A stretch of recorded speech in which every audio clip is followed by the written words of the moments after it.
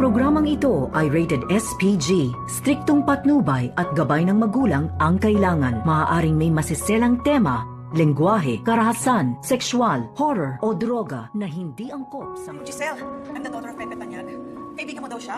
I don't think we've met. What's your name? Narito na nga ang ating mga karagdagan na abangan sa abot kamay na pangarap. Hinabol nga dito ni Giselle itong si Justin at tinanong kung kaibigan ba daw siya dito ng kanyang ama na si Don Pepe.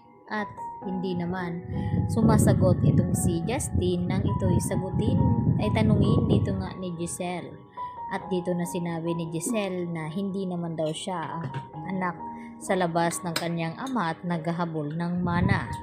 At dito na nga na sumagot itong si Justin sa kanya na kung may pagtatangkaan man daw siya ay walang iba kundi itong si Giselle, baka magpa-party pa daw siya at sana siya na lang ang nasa ICU at nag-aagaw buhay. At hindi nga napigilan ni Giselle na kalad ka rin itong si Justin palabas ng kanyang ospital dahil bastos daw ito at walang modo. At sakto naman na yun din ang pagdating dito ni Eric at kitang-kita ni Eric kung paano takwil ni Giselle itong kanyang anak at napasubsob naman talaga dito nga sa sahig at sinabi diretsahan ni Eric kay Giselle na huwag daw saktan ng kanyang anak at nagulat nga itong si Giselle sa sinabi ng kanyang dating kasintahan na siya nga ang ama dito ni Justin.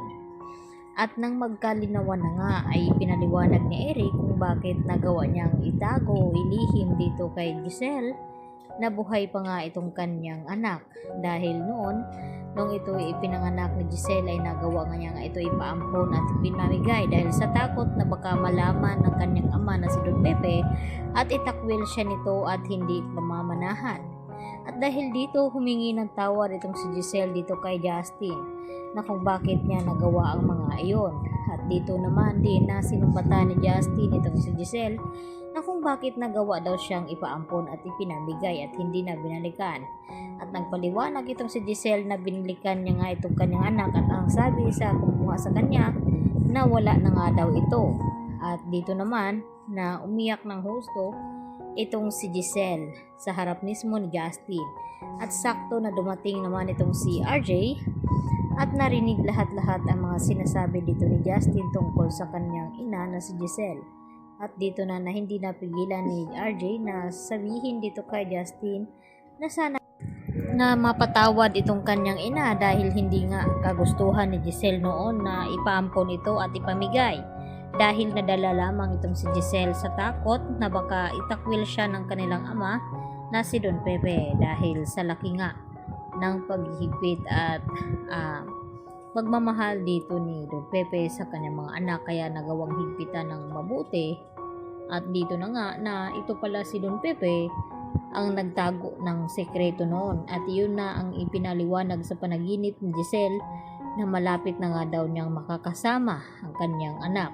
At ito na nga mismo dumating na ang araw dahil pinatunayan nga ni Eric kay Giselle na buhay nga ang kanilang anak at ano nga ang pakay kung bakit bumalik ito dito nga sa kanya ngayon at nagpakilala bilang anak.